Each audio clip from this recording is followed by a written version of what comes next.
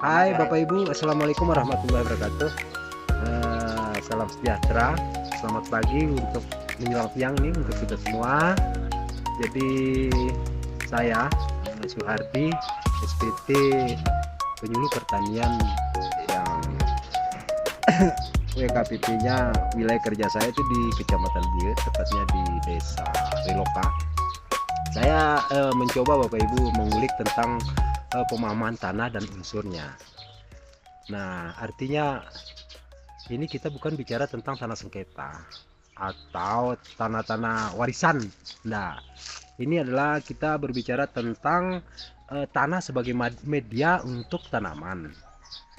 Karena tanah itu pada umumnya diibaratkan sebuah rumah yang bagus. Jadi kita tempat kalau kita saja manusia ini sebagai tanaman dan kemudian tanah itu sebagai rumah. Jadi kita bikin senyaman mungkin bagaimana rumah kita tanah sebagai media untuk tanaman itu jadi terpenuhi segala kebutuhan yang dibutuhkan oleh petani. Bapak Ibu yang saya hormati, yang sempat mengikuti beberapa penjelasan pada hari ini bersama saya. Jadi Bapak Ibu tahu nggak, tanah itu ibaratnya perutnya tanaman. Tanah itu sebagai perut tanaman. Kalau perut kita lapar ya lemaslah kita.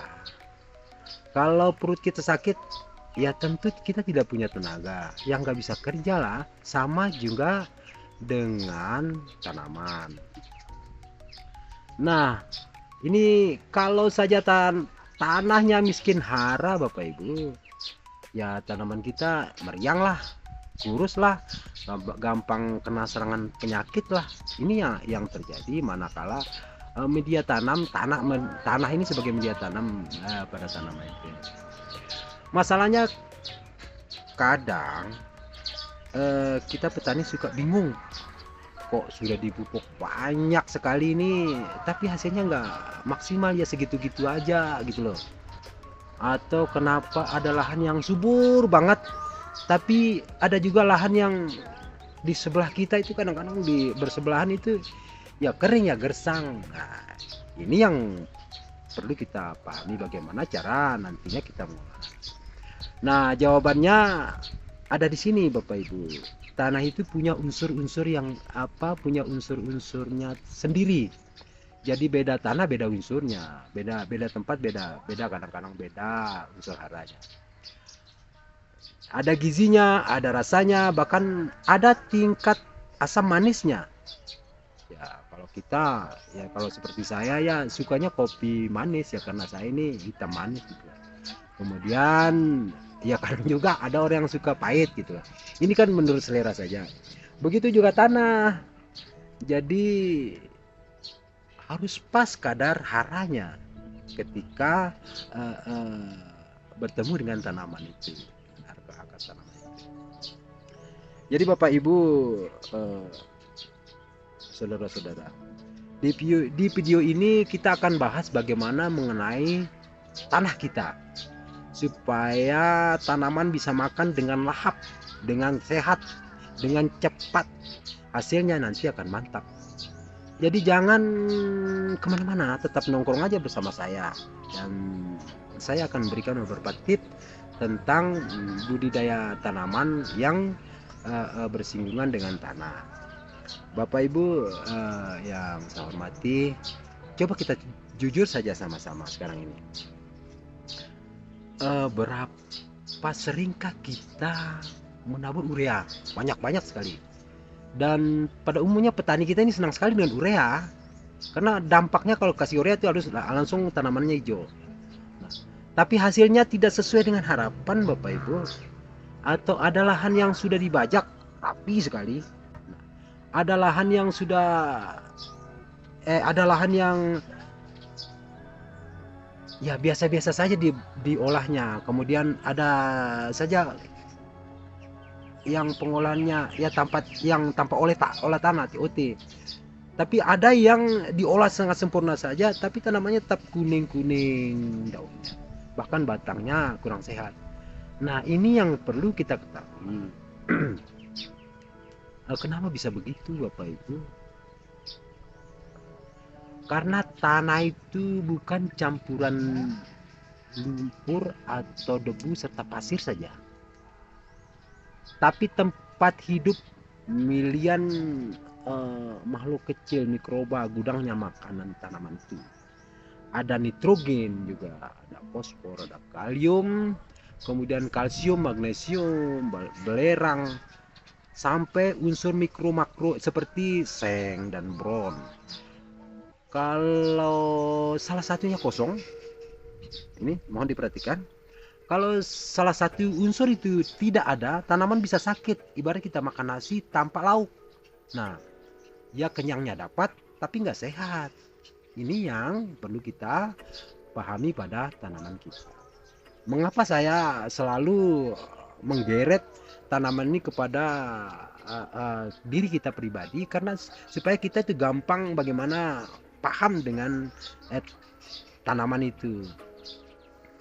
Nah, itulah kenapa pemahaman tanah dan unsur ini penting sekali, Bapak Ibu.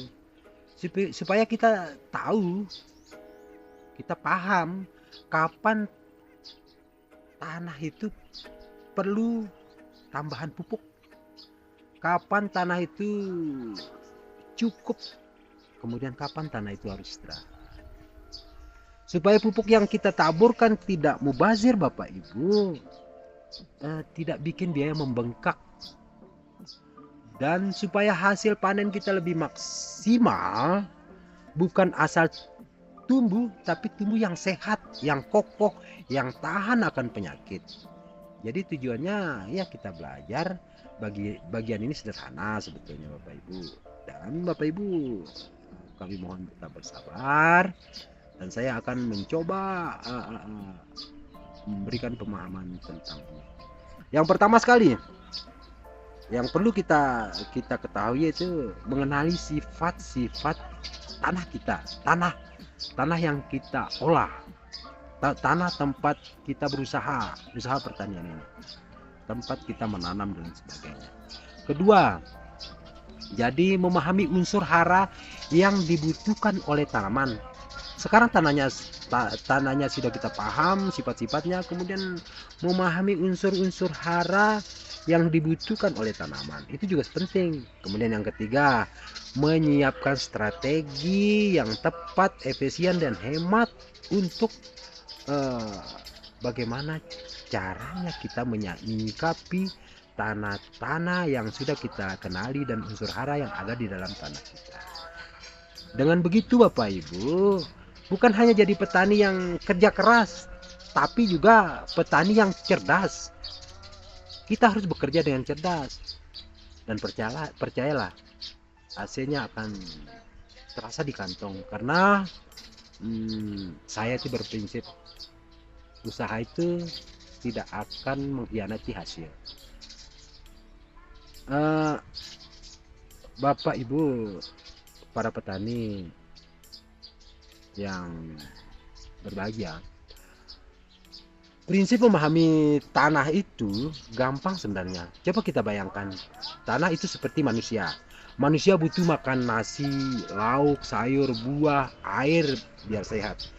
Kalau cuma makan nasi doang seperti apa yang saya sampaikan di depan tadi, ya lemah. Kalau kebanyakan gula juga ya sakit. Nah, ini yang tanaman juga seperti itu, Bapak Ibu. Tanah adalah piring makan bagi tanaman itu sendiri.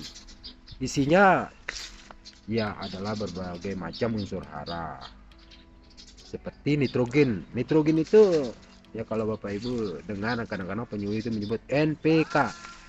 Nitrogen itu N, fosfor itu P, kemudian kalium itu K di pupuk non subsidi yang Bapak beli itu kandungannya berapa persen itu bisa Bapak lihat di kemasannya. Jadi nitrogen itu ibarat lauk pauk, bikin daun hijau segar. Makanya petani itu cenderung senang dengan pupuk urea ini karena kandungan nitrogennya tinggi, Jadi senang menggunakan itu karena dampaknya kalau hari ini kita pupuk, seminggu kemudian kita akan melihat daunnya akan hijau. Nah, kemudian yang kedua Bapak Ibu, fosfor. Fosfor itu ibarat vitamin, bantu akar dan bunga. Nah, jadi bunganya menjadi kuat, akarnya menjadi bagus. Itu fungsinya fosfor. Kemudian ada juga kalium. Nah, ini juga kita harus bisa pahami. Kalium itu seperti mineral, bikin buah manis dan tanaman itu tahan penyakit.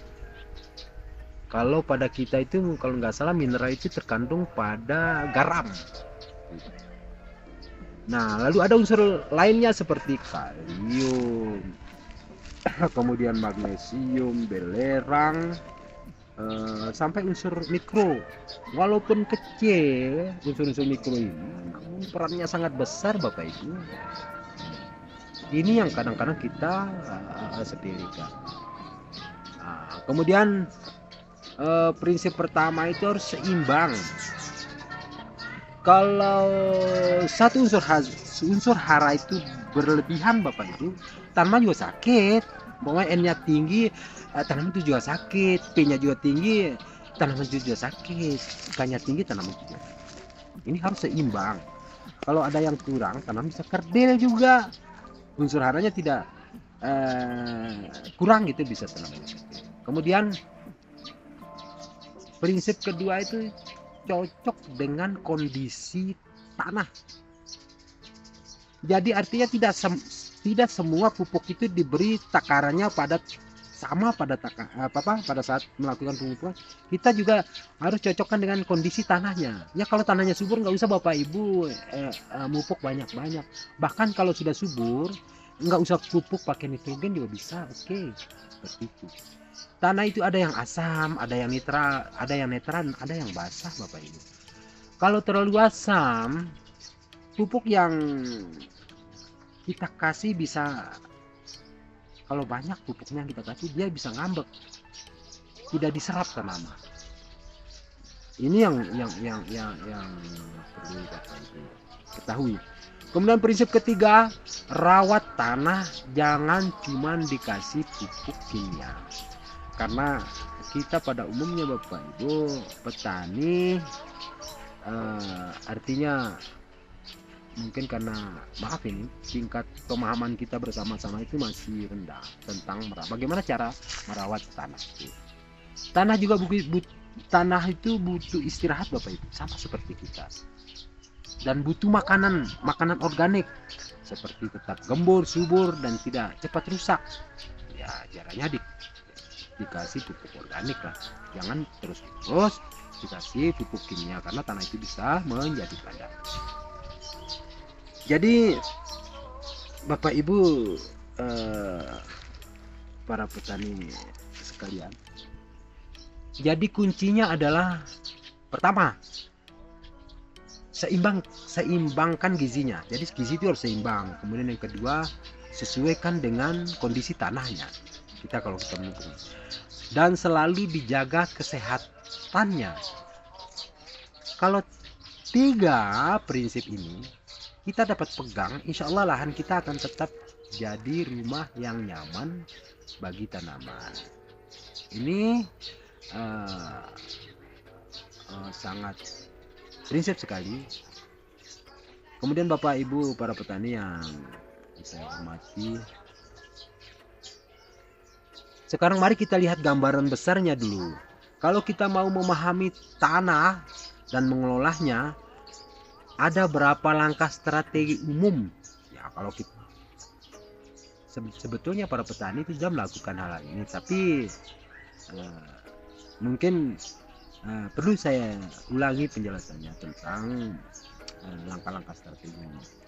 Pertama, kenali tanahnya, lihat tekstur tanah, apakah gembur, lengket atau berpasir. Kalau bisa lakukan uji tanah sederhana. Ini ada juga ada uji tanah lengkap, ada juga uji tanah sederhana.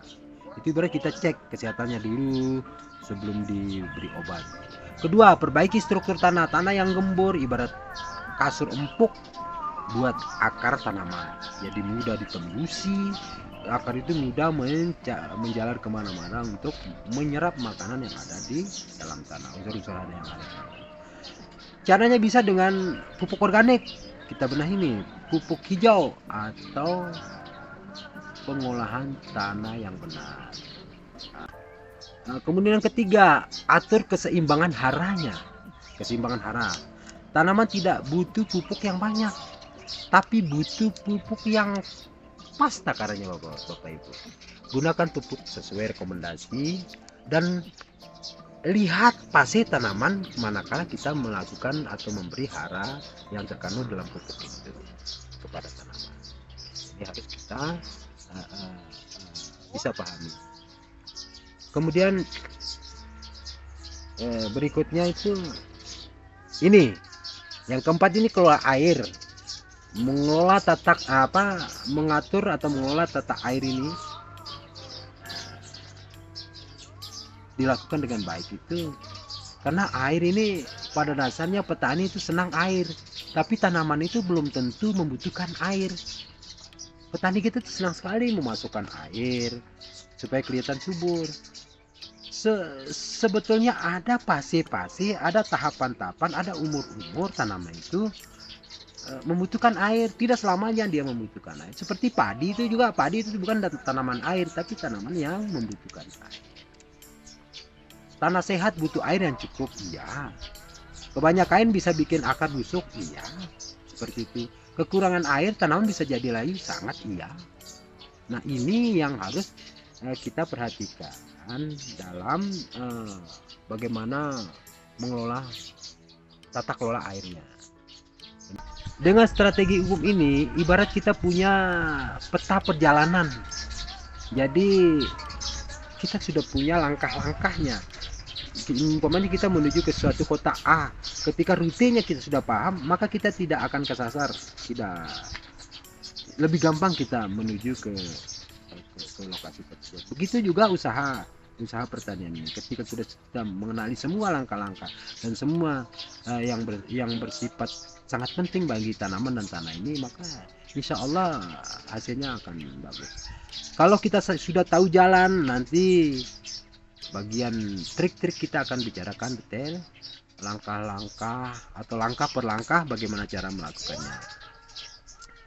Bapak Ibu yang saya hormati, sekarang kita masuk ke bagian penting, taktik atau langkah praktis. Jadi langkah praktis atau taktik apa saja yang bisa Bapak Ibu lakukan di lahan untuk memahami dan memperbaiki tanah. Mari kita mulai.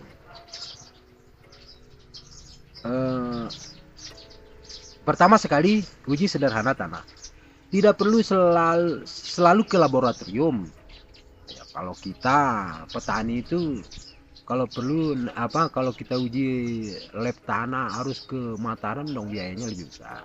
Nah, jadi tidak perlu ke laboratorium. Ambil segenggam tanah, kita ambil segenggam tanah, kemudian tanah diremas, kemudian tanah itu dijatuhkan plak gitu loh. Kalau tanah itu jatuh keras, berarti tanah itu tanah liat dan perlu bahan organik biar bisa gembur. Kalau tanah itu setelah kita genggam kemudian kita jatuhkan itu berpasir, butuh lebih banyak pupuk kandang Bapak Ibu untuk pengikat air. Ini yang perlu. Kemudian kalau sedang-sedang saja berarti tekstur tanahnya ideal, perpaduan dari kedua sifat itu tadi. Kemudian Bapak Ibu ada trik atau taktik yang kedua, itu taktik kita mengecek pH tanah. Kemudian kita bisa menggunakan Kalau kita dulu zaman sekolah itu ada kata kertas lakmus namanya. Jadi itu bisa kita gunakan kertas lakmus atau alat pH sederhana. Nah, pH nanti ada alatnya, itu bisa Bapak Ibu di BPP. Kalau saya rasa ada itu alat untuk menguji pH. pH di bawah 5 itu terlalu asam. Kemudian butuh dolomit kapur pertanian. Kadang-kadang saya lihat petani itu lihat temannya tuh taruh kapur dolomit itu, mereka taruh juga tapi tidak pernah mengecek pH tanahnya. Kemudian pH yang normal itu berapa sih, kan gitu yang harus kita pahami. pH tanah yang normal itu 6 sampai 7 Bapak Ibu, itu yang paling ideal sekali. Kemudian bagaimana kalau pH-nya di atas 7 Pak? Ya tentu itu perlu perlu diberikan pupuk kandang atau pupuk organik supaya tanah itu dapat netral. Kemudian yang berikutnya, yang ketiga Bapak Ibu, pupuk dasar yang tepat. Jadi sebelum kita melakukan penanaman itu Bapak Ibu, kita juga perlu melakukan pupuk dasar. Saat pengolahan tanah, masukkan pupuk kandang minimal 2 ton per hektar. Loh, itu terlalu berat. Iya, karena kita menginginkan hasil yang maksimal. Itu kebutuhan pupuk kandang itu 2 ton per hektar Bapak Ibu. Tambahkan pupuk kimia dasar sesuai dengan rekomendasi, misalnya setelah diberikan pupuk 2 ton pada saat pengolahan tanah, pupuk pupuk kandang 2 ton itu juga perlu diberikan 100 kg urea, 150 TSP dan 100 kg KCl per hektar, disesuaikan dengan komoditas tanaman yang ditanam oleh para petani. Ingat, pupuk organik jangan dilupakan karena dia yang bikin tanah kita tetap sehat. Nah, kemudian penting ke Bapak Ibu, pupuk penting, itu sangat penting. Nah, karena dia memberikan jasa-jasa ternik di dalam tanah itu, jadi tanah itu tetap hidup. Kemudian yang keempat, rawat biologis tanah. Jangan semua gulma dibasmikan habis.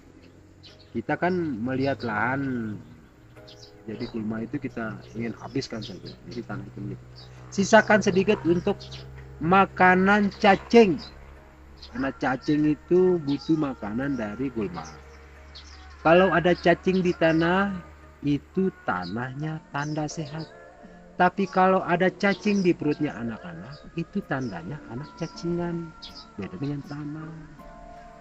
Nah, bisa juga gunakan biofertilizer untuk mikroorganisme lokal. Kita bisa buat sendiri itu juga bisa memperbaiki. Bapak Ibu yang berbahagia pada hari ini, bagaimana kita tahu kalau langkah-langkah yang kita lakukan sudah benar? Sudah benar enggak ini langkah-langkah kita ini? Jawabannya ada Pak pada indikator keberhasilan. Mari kita cek satu persatu. Ayo Bu, Bapak.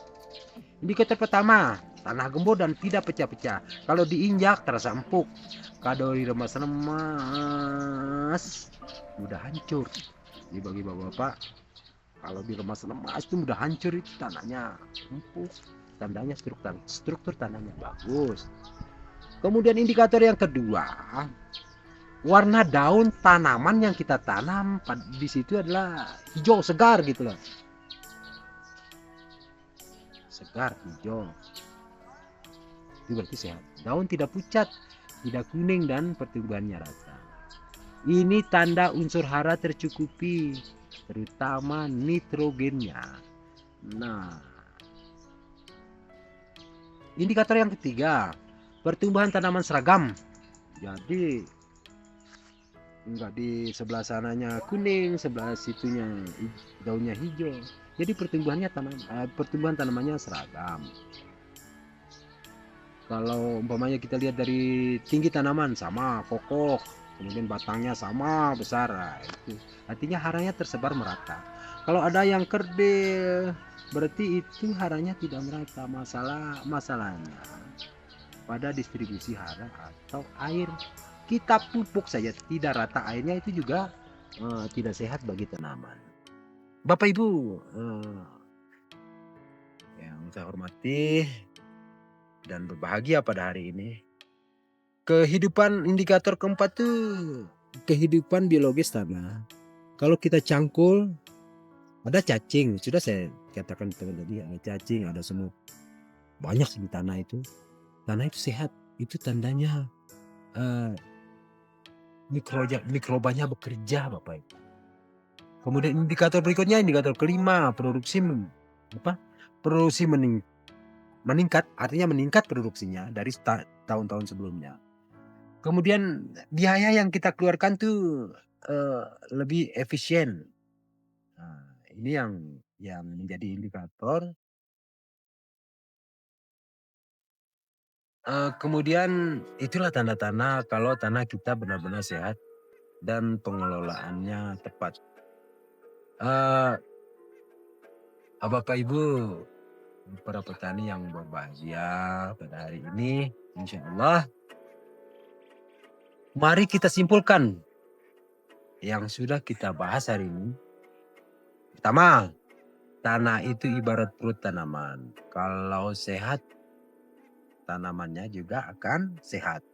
Kedua, ada prinsip dasar yang harus dipegang. Jadi seimbang pupuknya sesuai kondisi tanahnya. Kemudian selalu dijaga kesehatannya. Ketiga, strategis umum yang kita jelaskan.